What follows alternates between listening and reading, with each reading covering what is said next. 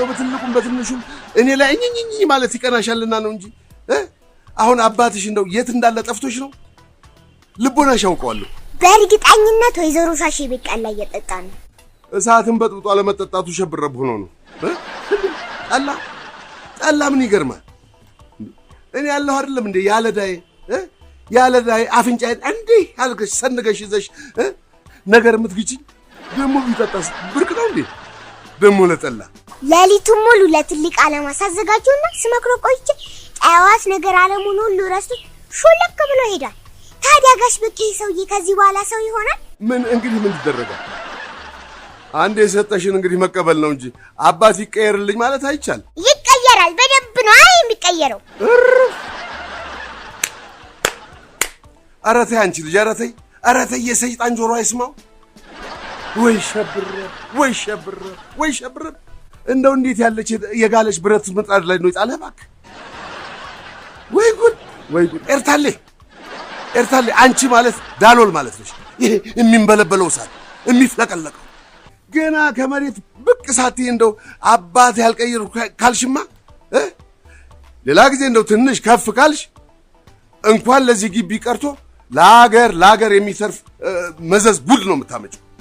እኔ የምልሽ እንደው አይበለውና እንደው ቢሳካልሽ እንደው እንዴት አድርገሽ ልቀይሪው ነው ወይስ ይሄ ልዋጭ በሚሉት በመዘፍዘፊያና በባሊ ልትቀይሩ አስበሽ?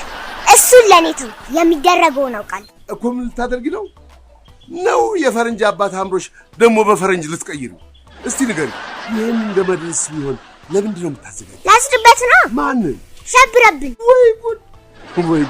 ወይ ብርቅቲ፣ እሱ ፈጣሪ አንቺን ሰጥቶት በነገር ከታሰረ ቆየ። ደግሞ አንቺ ደግመሽ ልታስሪው ነው? ከገመዱ ይልቅ አንቺ ምላስ አይብስም? ጥፍር አርጓ አስሮ እንጉልፋቶ ካደረገው ሰነበተ እኮ። እሺ ምን ላድርጋሽ በቄ? ወድጄ መሰሎት መሮኝ እኮ ነው። የምናገረው ነገር አይገባው። ደግሞ ብሎ ደህናይተው መጠጥ ሊጠጣ ሄደ። እሺ አሁን ጋሽ በቄ በዚህ ሰውዬ ንዴት ዝጋ ክልቱ ድፍት ብል ምን ይጠቀማል? አይዞሽ ምን ይደረጋል? ላያስችል አይሰጥም። ልጅ ማሳደግ እንዲቀላል አይደለም። ቀስ እያልሽ እያባበልሽ እየመከርሽ እየገሰስሽ በምክር ነው እንጂ ማስተማር በማሰር ማመች ይሆናል። በያምጪው እሱን ገመድ አምጪው እናቴ። ሰይ ጎሽ ወይ ሸብረ